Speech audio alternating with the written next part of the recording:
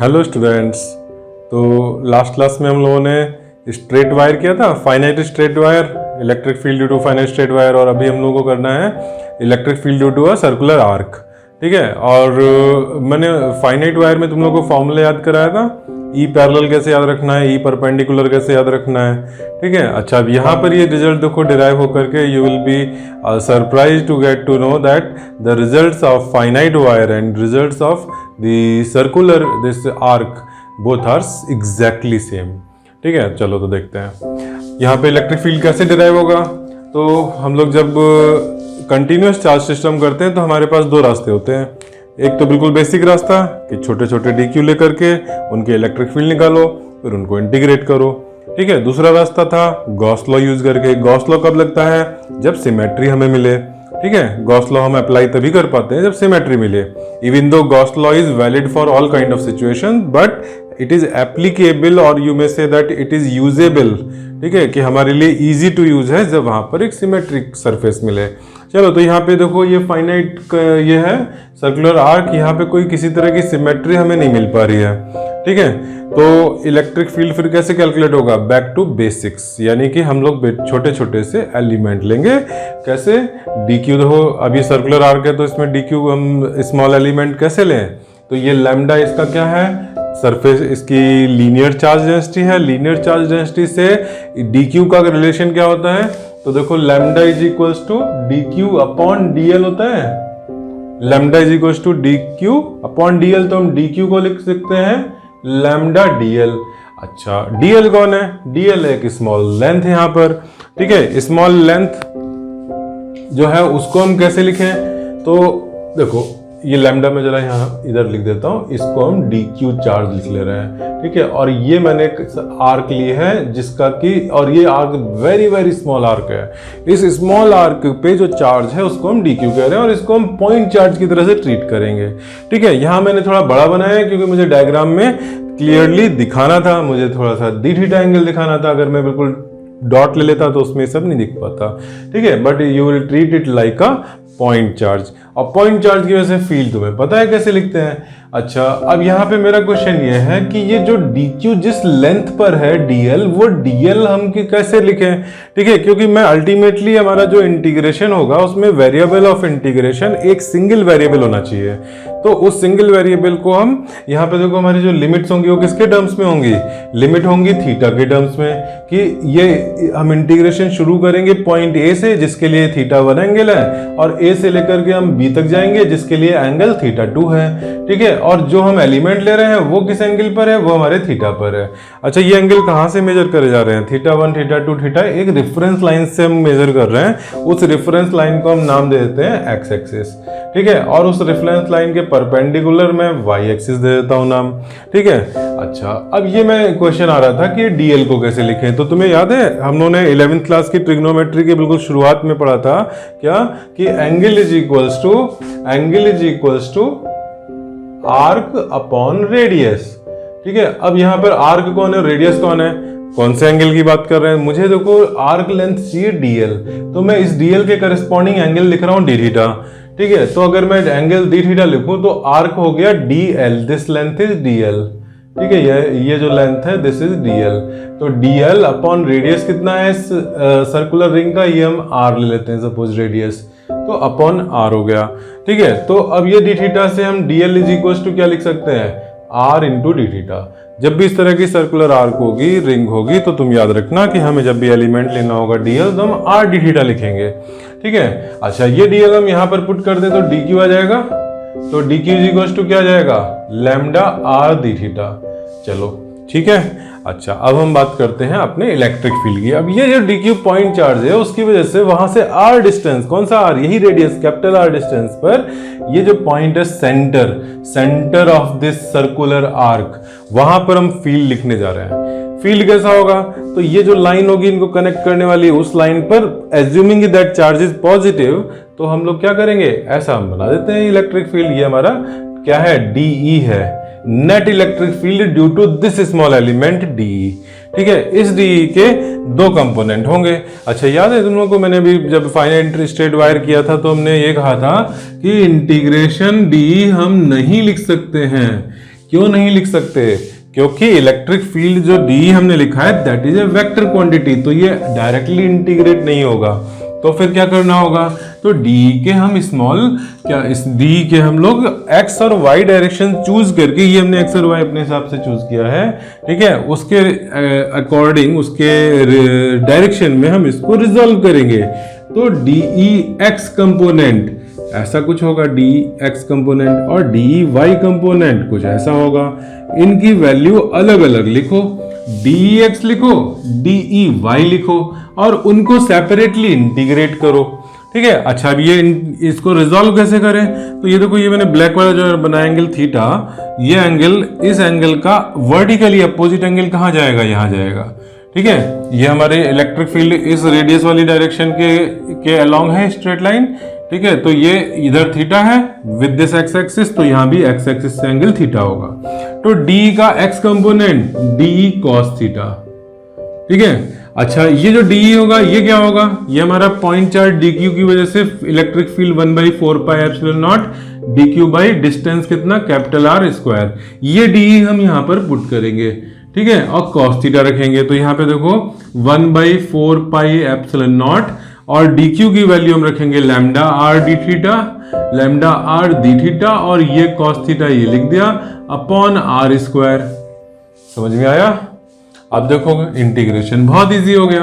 अब हमें जो नेट फील्ड मिलेगा ई एक्स, वो इंटीग्रेशन डी एक्स से मिलेगा, और इंटीग्रेशन डी एक्स में देखो एक आर स्क्वायर, यहाँ पे आर स्क्वायर से आर कैंसिल हो गया, तो यहाँ पे लैम्डा अपॉन 4πε0 आर, ये तो पूरा कांस्टेंट से बाहर आने वाला है, और ये बचा cos थीटा डी थीटा।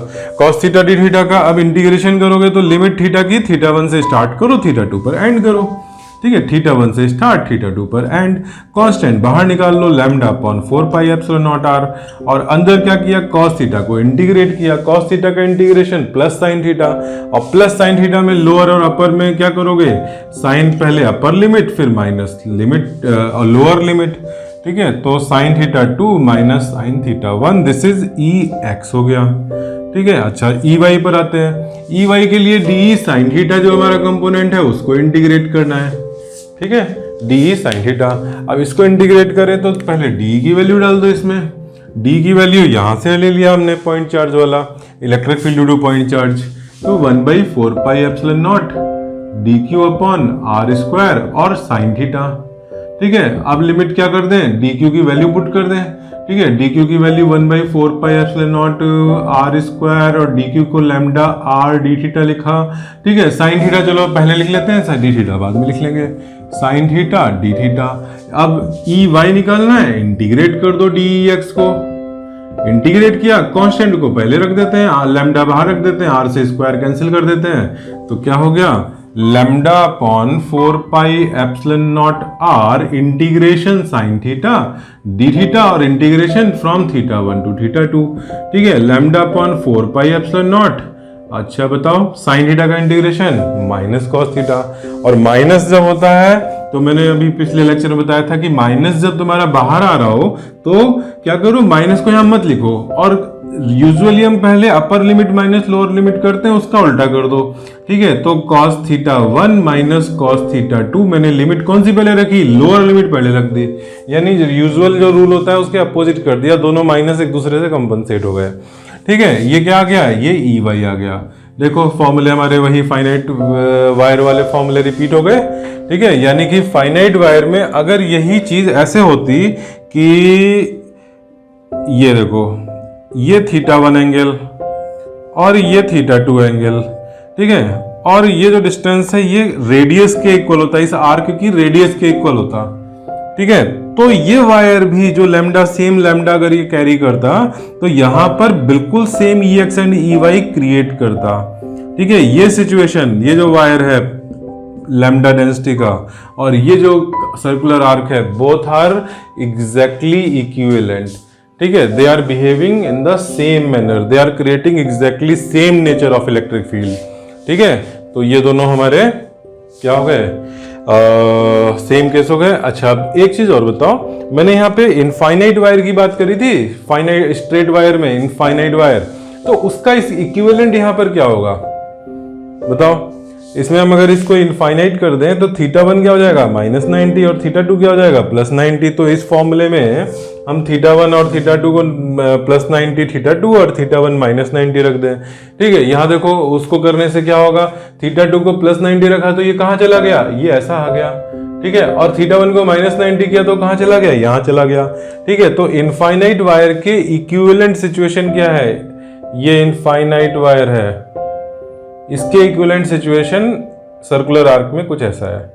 ठीक है, हम इसके सेंटर पे बात कर रहे हैं फील्ड की, और ये पॉजिटिव लैम्डा चार्ज डेंसिटी का semi circular wire, both are same, fully infinite straight wire and semi circular straight wire. ठीक है, ये क्या चीज है, ये तो मैंने केवल रेडियस बनाया, this is not the charge, charge केवल यहां पर है। ठीक है, इसी तरह से semi infinite wire, semi infinite wire क्या होता है, यहां पर ऐसे काट दो। ठीक है, ये हमारा फाइनाइट हो गया और इसके हम सामने पॉइंट रख रहे हैं इस एंड के सामने। ठीक है, तो यहाँ पे क्या करें, एक θ1 को 0 कर दो, θ1 को 0 कर दिया तो ये क्या बन गया, क्वार्टर आर्क बन गई। ठीक है, क्वार्टर सर्कुलर आर्क बन गई। चलो ठीक है, तो ये हमारा पहला केस बना। अब हम θ1 को निगेटिव डाल करके दूसरा भी केस देख लेते हैं। ठीक है, पहले इसको नोट कर लिया जाए। अब ये electric field due to circular arc में देखो हम वो सिचुएशन ले रहे हैं जिसमें कि जो हमारा पॉइंट है उसके सामने आर्क ऊपर भी स्ट्रेच्ड है और नीचे भी स्ट्रेच्ड है। ठीक है, it is present over and below at both of the parts. यहाँ पे क्या था, यहाँ पे जो हमारा एक्स एक्सिस था उससे पूरा पूरा ऊपर ही लोकेटेड था। ठीक है, यहाँ पर हमारा रेफरेंस लाइन जो एक्स एक्सिस है उससे ऊपर और नीचे दोनों तरफ, यानी कि θ1 नीचे θ2 ऊपर। ठीक है, इसके लिए रिजल्ट कैसे मॉडिफाई करने हैं, जो इसके रिजल्ट थे उस रिजल्ट में केवल θ1 की वैल्यू को क्या रख देना है, -θ1 रख देना है। ठीक है, अब याद करो Ex हम लोगों ने कैसे याद किए थे ये वैल्यूज, मैंने E परपेंडिकुलर याद कराया था कि यहाँ वायर था, वायर के सामने परपेंडिकुलर कंपोनेंट, परपेंडिकुलर साइन की डेफिनेशन में आता है कि कॉस की साइन में आता है, तो सामने वाला साइन रहेगा। ठीक है, λ/4πε0 ये तो अलग से याद रखो। ठीक है, और फिर sin θ2 माइनस sin θ1 मैंने लिखवाया था। अच्छा, sin θ2 अभी जरा हम इस वाले केस का लिख रहे हैं, sin θ2 माइनस sin θ1। अभी ये हमारा इसका नहीं है, अब इसको हमें करेक्ट करना है। क्या करना है, θ1 की जगह -θ1 डालना है। साइन के अंदर -θ1 डालोगे तो माइनस बाहर आ जाएगा, sine of -θ equal to -sin θ, तो वो माइनस बाहर आके इसको क्या करेगा, प्लस कर देगा। और इसके लिए लॉजिकल कनेक्शन क्या है, कनेक्शन ये है कि अगर मैं यहाँ सेम एंगल रखूं, अगर मैग्नीट्यूड में इधर मान लो मैंने 30 डिग्री रखा, यहाँ 60 डिग्री रखा, तो इसका जो स्ट्रेच है वो केवल 30 डिग्री एंगल का है। ठीक है, for same value of R, यहाँ भी आर वही रखें और यहाँ पर भी आर वही रखें, तो ये तो बहुत छोटा सा हो जाएगा। और अगर मैं इधर ऊपर 60 ले जाऊं, नीचे 30 ले जाऊं, तो ये तो 90 डिग्री के स्ट्रेच में हो गया, तो ये ज्यादा है, चार्ज का अमाउंट ज्यादा है, डिस्टेंस आर सेम है, तो इसमें फील्ड ज्यादा बड़ा आना चाहिए। तो इसके एक्सप्रेशन में अगर यहाँ माइनस है तो इसके एक्सप्रेशन में प्लस आ गया, बिकॉज फील्ड लार्ज करना है, तो साइन थीटा दोनों जब ऐड होंगे तो एक लार्जर क्वांटिटी देंगे। ठीक है, अच्छा अब ये EY लिखना है। EY में मैंने बताया था कि कोई फर्क नहीं पड़ता है, क्या क्या होता है, 4πε0r cos θ1 या 2 माइनस दूसरा वाला cos थीटा। अब ये कौन सा थीटा यहाँ रखें, कौन सा यहाँ पे रखें, ठीक है, बीच में माइनस रहेगा इस वाले फिगर में और इस वाले फिगर, दोनों में सिमिलरिटी है। अब ये कैसे याद रखें कि cos थीटा कौन सा पहले कौन सा बाद में, तो मैंने देखो यहाँ मैंने एक एज्यूम किया, मुझे θ1 θ2 की वैल्यू नहीं पता है, कौन सा लार्जर है कौन सा स्मॉलर है मुझे नहीं पता। ठीक है, मैंने यहाँ पर EY की डायरेक्शन ऊपर बनाई है। ठीक है, अगर ये सोचो कि ये ऊपर की तरफ कब आएगा कंपोनेंट, इसका Y कंपोनेंट, जब ये क्वांटिटी यहाँ पे चार्ज ज्यादा होगा यहाँ पे कम होगा। ठीक है, होमोजेनियस चार्ज डिस्ट्रीब्यूशन है तो मैं चार्ज डेंसिटी की बात नहीं कर रहा हूँ, मैं अमाउंट ऑफ चार्ज की बात कर रहा हूँ। अमाउंट ऑफ चार्ज ज्यादा कब होगा, जब ये लेंथ ज्यादा होगी, जब ये थीटा ज्यादा होगा। ठीक है, तो जब θ1 ज्यादा होगा तो ये अपवर्ड आएगा, तो मैं मान के चल रहा हूँ कि θ1 ग्रेटर है, θ2 स्मॉलर है। θ1 जब ग्रेटर है तो क्या करना है, तो कौन सा वाला θ1 किधर रखेंगे, पॉजिटिव क्वांटिटी लाने के लिए, तो θ1 हमारा ग्रेटर है तो हम θ1 यहाँ रखेंगे क्योंकि उसका कॉस स्मॉलर होगा और स्मॉल एंगल का कॉस लार्ज होगा, तो θ2 यहाँ रख देते हैं। ठीक है, तो इसके पीछे लॉजिक क्या है, मैंने क्यों कहा कि मुझे ये पॉजिटिव चाहिए, क्योंकि मैं वो सिचुएशन क्रिएट कर रहा हूं जिसमें कि इसका नेट फील्ड अपवर्ड ही आए, ठीक है, अपवर्ड ही फील्ड आए और मैं डायरेक्शन में अपवर्ड ही कंपोनेंट लिख रहा हूं पॉजिटिव एज्यूम करके, तो पॉजिटिव ही मैग्नीट्यूड आना चाहिए। ठीक है, और अगर सपोज सिचुएशन रिवर्स हो, सपोज θ1 स्मॉलर एंगल है, θ2 लार्ज एंगल है, तो अपने आप क्या होगा इसी फॉर्मूले का यूज करने से, θ1 अगर तुम्हारा स्मॉल एंगल है, θ2 लार्ज एंगल है, तो ये निगेटिव हो जाएगा। ये निगेटिव हो जाएगा तो जो हमने अपवर्ड एज्यूम किया है तो अपवर्ड डायरेक्शन में ई वाई निगेटिव आया, यानी कि ई किधर है, वाई कंपोनेंट डाउनवर्ड आ गया फिर। ठीक है, तो अपने आप ही वो चीज टेक केयर कर लेगी। हमें बस फॉर्मूला लिखते समय कुछ एक सिचुएशन को एज्यूम करके उसके लिए फॉर्मूला लिख देना है, वो फॉर्मूला होगा जनरल।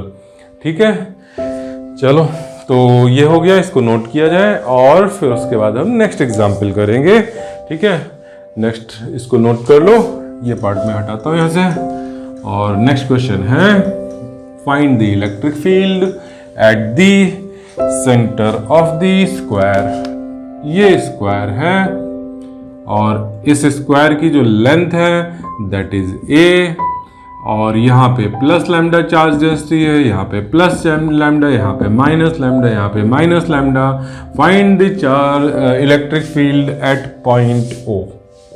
ठीक है, क्वेश्चन है find the net electric field at the centre of the square. चलो पॉज करो वीडियो और सोचो कैसे होगा। जो रिजल्ट तुमने अभी तक देखे हैं उनका यूज करके कैसे होगा, सेंटर ओ पर फील्ड निकालना है। देखो ये एक वायर लेते हैं, ये फाइनाइट वायर है, मैं अलग से जरा लिख देता हूं। एक फाइनाइट वायर है, उसके सामने परपेंडिकुलर बाइसेक्टर पर ये लेंथ ए है, टोटल लेंथ ए है, तो ये कितना a/2 और ये कितना, ये भी a/2। ठीक है, यानी कि हमारा a/2 इधर हो गया डिस्टेंस और ये पूरा हो गया a। हालांकि इस पूरे की मुझे जरूरत नहीं है, लेकिन ये बताओ कि ये एंगल और ये एंगल कितना आएगा। यहाँ पर ये जो एंगल है उसको मैं θ1 बोल देता हूँ, ये जो एंगल है उसको θ2 बोल देते हैं। तो θ1 कितना आएगा, तो ये तुम्हारा स्क्वायर है, स्क्वायर में सेंटर से तुम जब कनेक्ट करते हो साइड के एज जो ये है कॉर्नर्स, तो क्या आता है 45 डिग्री आता है। ऐसे भी देख सकते हो कि ये a/2 और ये एंगल 90, तो ये कैसा राइट एंगल है, आइसोसेलेस राइट एंगल है, a/2 तो ये 45 डिग्री हो गया। ठीक है, 45 डिग्री ऊपर, 45 डिग्री नीचे, ये दोनों एंगल।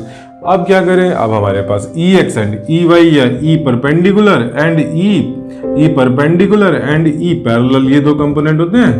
ठीक है, अच्छा पैरेलल इसमें क्या होगा, ऊपर वाले पार्ट का जितना फील्ड होगा उतना इस वाले का कैंसिल हो जाएगा। डायरेक्ट सोच लो, नहीं तो फॉर्मूले में पुट करके देख लो। पैरेलल वाले में कॉस था, कॉस θ2 माइनस कॉस θ1 और θ2 दोनों की वैल्यू सेम है, तो कॉस थीटा आपस में कैंसिल हो जाएंगे, तो ये तो हो गया जीरो। ठीक है, तो तुम यहां से सिमेट्री देख करके भी जीरो कर सकते हो कि ये पॉइंट हमारा सिमेट्रिकली प्लेस्ड है। तो ई परपेंडिकुलर बचा λ/4πε0 इनटू डिस्टेंस इज a/2 और यहाँ पे sin θ1 प्लस sin θ2। ठीक है, तो sin 45 प्लस sin 45। ठीक, ये 2 ऊपर गया, इन दोनों को ऐड करके ट्वाइस ऑफ 1/√2 आया। ठीक है, चलो λ/4πε0 a/2 का 2 ऊपर गया, sin 45 का ट्वाइस हो गया और sin 45 की वैल्यू रख दी। ठीक है, 4 से 4 कैंसिल हो गया, तो λ/√2πε0 a ये वैल्यू आई due to one part of this wire.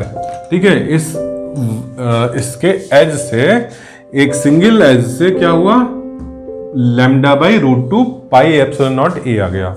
ठीक है, अच्छा इस चीज को मैं नाम दे देता हूं E0। ठीक है, E0 के टर्म्स में हम बात करते हैं। ये लैम्डा E0 इधर, ठीक है ना, इससे परपेंडिकुलर, पैरेलल कंपोनेंट तो जीरो है, तो इसकी वजह से ये परपेंडिकुलर कंपोनेंट कितना E0 आया। इस माइनस लैम्डा की वजह से क्या होगा, ये माइनस लैम्डा अपनी तरफ अट्रैक्ट करेगा, सारे फॉर्मूले वही रहेंगे, केवल डायरेक्शन उसकी निगेटिव की वजह से टूवर्ड्स दिस हो गई। तो एक E0 इसकी वजह से भी आ गया। अच्छा, सबके सेम लेंथ है, सेम मैग्नीट्यूड लैम्डा का है, तो वही मैग्नीट्यूड हम यहाँ यूज कर सकते हैं चारों के लिए। ठीक, तो ई नॉट ये लैम्डा क्या करेगा, ये लैम्डा अपने से अब ई नॉट क्रिएट करेगा, ये माइनस लैम्डा क्या करेगा, ये अपनी तरफ करेगा, तो ये भी ई नॉट हो गया। ठीक है, तो 2 ई नॉट तो इधर हो गया एंड 2 ई नॉट तो इधर हो गया, तो इनका नेट क्या हो गया, ई नेट क्या हो गया, तो √2 टाइम्स दिस हो गया, तो 2√2 कर दें, 2√2 ई नॉट। ये कैसे हुआ, ये मैं √2 क्यों मल्टीप्लाई कर दे रहा हूं, क्यों, क्योंकि अगर मान लो एक वेक्टर ए ऐसे होता और एक दूसरा वेक्टर जिसका मैग्नीट्यूड ए है, ठीक है, दो वेक्टर अलग अलग वेक्टर्स हैं अलग अलग डायरेक्शन में बट मैग्नीट्यूड सेम है और म्यूचुअली परपेंडिकुलर हैं, तो पाइथागोरस थ्योरम लगा करके या जो वेक्टर एडिशन का फॉर्मूला होता है √a² + b² + 2ab cos theta, उसको लगा करके देखोगे तो ये ए है, ये ए है लेंथवाइज, तो इस राइट एंगल ट्रायंगल में पाइथागोरस लगा के √2a हो गया। ठीक है, तो वैसे भी √2 times this 2 E not, √2 times 2 E not. ठीक, अब हमें फाइनली आंसर चाहिए, तो what is the E not वहां से रख दो। ठीक, ये √2 cancel, 2 lambda by pi epsilon not a, this is the answer. ये क्या है, ये ई नेट का मैग्नीट्यूड है। अच्छा, डायरेक्शन पूछ लिया जाए तो क्या करोगे, डायरेक्शन क्या होगा, तो ये क्या है, ये दोनों दो डायरेक्शंस में ये एंगल बाइसेक्टर है तो 45 डिग्री होगा। ठीक है, तो ऐसा ये डायरेक्शन हो गया 45 डिग्री, यानी अलोंग दिस डायगोनल। ठीक है, डायगोनल के अलोंग है ये, इनके नाम दे दो ABCD ऐसे करके नाम दे दो, तो कह दो कि अलोंग द डायगोनल AC। ठीक है, दिस इज अवर आंसर। अब नेक्स्ट क्वेश्चन करते हैं। नेक्स्ट क्वेश्चन क्या है, नेक्स्ट क्वेश्चन है, एक ये वायर है, कैसा है, ऐसा है, कैसा ये सेमी इनफाइनाइट वायर। ठीक है, मैंने डॉट डॉट डॉट बना दिया और ये यहां पर क्वार्टर सर्किल से टर्न लिया और फिर ये अगेन ऐसे सेमी इनफाइनाइट हो गया। ठीक, और ये डिस्टेंस r है, ये डिस्टेंस r है, ये पॉइंट P है और सारा पॉजिटिव लैम्डा। ठीक है, सब पर सेम डेंसिटी है। Find electric field eight P। Question ये है, चलो करो फटाफट, क्या होगा। तो सबसे पहले ये बताओ कि सेमी इनफाइनाइट वायर में इलेक्ट्रिक फील्ड क्या होता है। सेमी इनफाइनाइट वायर ये हमारा कब होता है सेमी इनफाइनाइट, जब एक एंड के ठीक सामने पॉइंट हो। ऐसा है यहां पर, ये सेमी इनफाइनाइट वायर, उसके ठीक एंड के सामने P है, यस, तो सेमी इनफाइनाइट वायर की सिचुएशन है। ठीक है, इसमें इलेक्ट्रिक फील्ड के कौन से कंपोनेंट होते हैं, दोनों कंपोनेंट होते हैं, E पैरेलल भी होता है और E परपेंडिकुलर भी होता है। कितना होता है, तो λ/4πε0 तो सब में होगा। ये डिस्टेंस हमारा यहाँ पर r है तो मैं r रख देता हूं और यहाँ पर परपेंडिकुलर में sin θ2 + sin θ1। ठीक है, या माइनस करो कोई फर्क नहीं पड़ता क्योंकि θ1 तो 0 है। ठीक है, तो यहाँ प्लस करोगे माइनस करोगे बाद में 0 आएगा तो कोई फर्क नहीं पड़ता, तो sin 90 डिग्री, ये वाला θ2 क्या है, 90 डिग्री है। ठीक है, θ2 हमारा ये इनफाइनाइट तक जा रहा है तो ये एंगल θ2 90 डिग्री है, माइनस sin θ1 कितना है, 0 है। ठीक है, अगर तुमने समझ में नहीं आया तो प्रीवियस लेक्चर में हम लोग डिस्कस कर चुके हैं ये सेमी इनफाइनाइट वायर। sin 90 क्या हो गया, 1 हो गया, तो इतना हो गया। ठीक है, अब इधर आते हैं E पैरेलल में भी हम लोगों ने कैलकुलेट करके रखा हुआ है, बिल्कुल यही फॉर्मूला आता है। ठीक है, ε0r। अच्छा, अब मैं इन दोनों का नेट निकालूं क्या, नहीं, नेट निकालने की जरूरत नहीं क्योंकि मुझे यहाँ नेट चाहिए ना। तो मैं अगर इस एक वायर के फील्ड को x और y कंपोनेंट में ब्रेक करके यहाँ लिखूं तो मेरे लिए काम तो बहुत आसान हो जाएगा। ठीक है, तो वही देखते हैं कि अगर मैं ऐसे करूं तो क्या होगा। सबसे पहले यहाँ पे लिखते हैं इस सेमी इनफाइनाइट वायर के ये जो कंपोनेंट्स हैं। अच्छा, ये सब में रिपीट होंगे तो इसको मैं E0 बोल देता हूं, तो यहाँ E0 लिखना इजी हो जाएगा। तो इस वायर की वजह से एक तो डाउनवर्ड हो जाएगा E0, चलो ये सारा हटा दें। इस वायर की वजह से एक तो डाउनवर्ड E0 और एक इसकी वजह से इधर अवे E0। ठीक है, इस वायर की वजह से इसका फील्ड यहाँ पे कुछ ऐसा होगा तो उसका एक ऐसा और एक ऐसा E0। ठीक है, अच्छा, इस वाले की वजह से कैसा होगा, इस वाले की वजह से ऐसा होगा इस डायरेक्शन में। ठीक, तो इस डायरेक्शन में जो कंपोनेंट होंगे तो उसके एक कंपोनेंट E0 इधर और एक कंपोनेंट E0 इधर। ठीक है, अच्छा, ये मैंने E0 सेम मैग्नीट्यूड रखा है क्योंकि इस सेमी सर्कुलर या ये कैसा है, quarter circular arc was same as semi infinite wire. तो इसके भी रिजल्ट बिल्कुल वैसे ही है, तो मैंने ई नॉट लिख दिया। अब बताओ, अब यहाँ पे कुछ कुछ कैंसिल हो रहा है। ये जो डाउनवर्ड वाला ई नॉट है, ये डाउनवर्ड वाला इस ई नॉट को कैंसिल कर देगा, ये ई नॉट इसको कैंसिल कर देगा, बचे ये दो कंपोनेंट। इन दोनों कंपोनेंट का नेट क्या आएगा, √2 ई नॉट। बोलो समझ में आ गया? तो ये नेट आ गया इलेक्ट्रिक फील्ड √2 ई नॉट। किस डायरेक्शन में है ये हमारा जो, सपोज इसको मैं इस वायर के डायरेक्शन को x बोलूँ, इसको y बोलूँ, तो x और y के बिल्कुल एंगल बाइसेक्टर में 45 डिग्री पर। ठीक है, ये हो गया, समझ में आया? चलो एक क्वेश्चन और दे देते हैं। अब की बार क्या है, ये सेमी इनफाइनाइट वायर ऐसे टर्न ले रहा है और मुझे कहां पे पता लगाना है फील्ड, ये पॉइंट पे है, यहां पे पता लगाना है। ये r डिस्टेंस है, ये r डिस्टेंस है। ठीक है, ये सेमी इनफाइनाइट वायर से आया और यहां जाके एंड हो गया, फिर यहां से इधर गया और ये इनफाइनाइट हो गया। पॉइंट P पर पता करो what is the electric field. कैसे होगा? अब सोचो, यहाँ पे ये R है, ये R है, तो ये एंगल क्या होगा, θ1 कितना होगा, R एंड R, और ये राइट एंगल ट्राइंगल, तो आइसोसेलेस हो गया, राइट एंगल आइसोसेलेस ट्राइंगल। और इधर ये इनफाइनाइट जा रहा है, तो इधर जो एंगल हमारा θ2 होगा वो क्या होगा, 90 डिग्री होगा। ठीक है, ये हमारा ऐसे पूरा इनफाइनाइट पे जाकर मीट करेगा, तो ये पैरेलल ही होगा। तो मैं इसको बना नहीं रहा क्योंकि इनफाइनाइट पर तो ले जाना पड़ेगा, तो मैं यहाँ पर θ2 लिख दे रहा हूँ बस। ठीक है, ज़्यादा भीड़ भाड़ नहीं लगाते। ये पॉइंट P है। अब फाइनाइट वायर वाला फॉर्मूला लगेगा, सेमी इनफाइनाइट नहीं लगेगा। ठीक है, ये ध्यान रखना। सेमी इनफाइनाइट इसलिए नहीं लगा क्योंकि ये जो एंड है उसके सामने पॉइंट P नहीं है, पॉइंट P उससे ऊपर है। तो ये θ1 θ2। फिर इस वाले वायर के लिए, इस वाले वायर के लिए ये देख लो, ये अगर मैं इस वाले वायर को यहाँ पर देखो कि इधर कौन सा एंगल है, तो वो 90 डिग्री का एंगल होगा, इधर कौन सा है 45 डिग्री का होगा। ठीक है, तो यहाँ पर भी x एंड y कंपोनेंट लिख लेते हैं। चलो लिखते हैं, तुम लोग जरा सा पॉज करके पहले खुद से ट्राई करो। ठीक है, खुद से आना चाहिए। ठीक, चलो तो हम लोग अब इसको करते हैं। ये वायर 1 है, ये वायर 2 है। ठीक है, वायर 1 की वजह से अब ये थोड़ा सा हौच पौच हो रहा है, मैं पॉइंट यहाँ फिर से बना देता हूँ।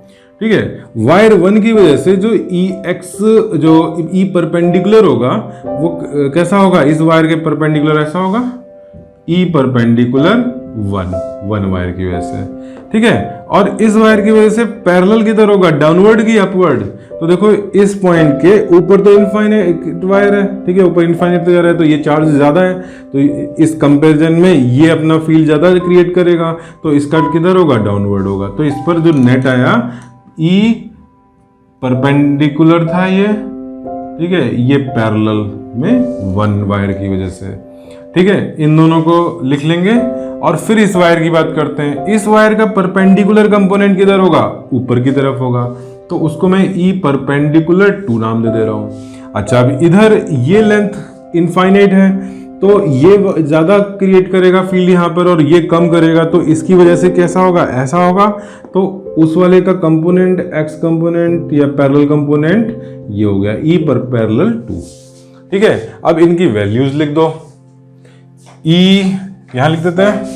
सबसे पहले E परपेंडिकुलर 1, परपेंडिकुलर में क्या आता है, λ/4πε0।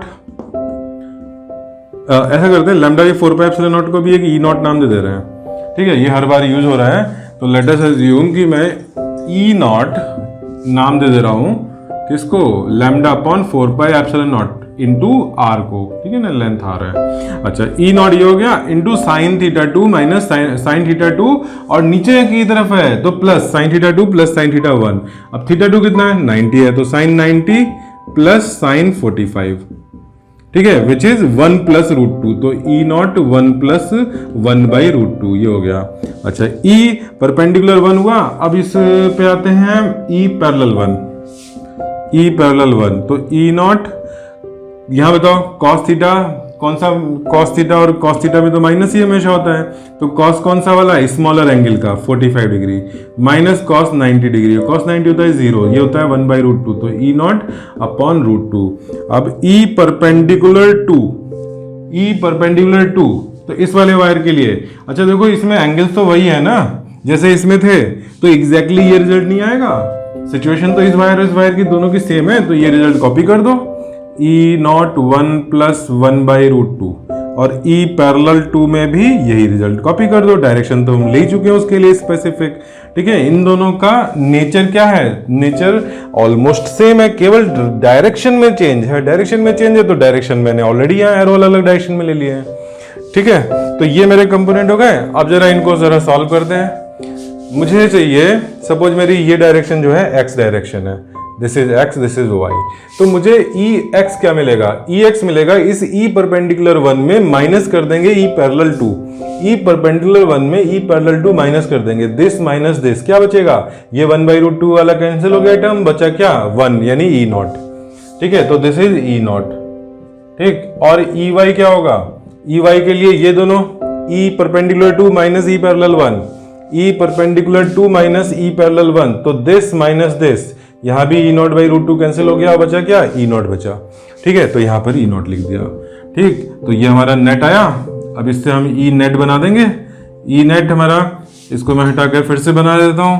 हम लोग का एक्स कंपोनेंट ई नॉट आया है, वाई कंपोनेंट ई नॉट आया है, इनका नेट क्या होगा, ऐसा 45 डिग्री पर होगा, कितना होगा, अगेन वही √2 ई नॉट, ठीक है। और ई नॉट क्या था, ई नॉट था λ/4πε0 into R, this is the answer, ठीक है। इसको तुम एक्स और वाई कंपोनेंट में भी लिख सकते हो, ऐसे भी लिख सकते हो, E net is equal to E naught i cap plus E naught j cap, ठीक है। This is our final answer. चलो तो ठीक है, आज का लेक्चर यहीं खत्म करते हैं। इतने सारे एग्जाम्पल हो गए, और finite wire and circular arc दोनों के रिजल्ट एग्जैक्टली सेम है, ये ध्यान रखना। चलो ठीक है।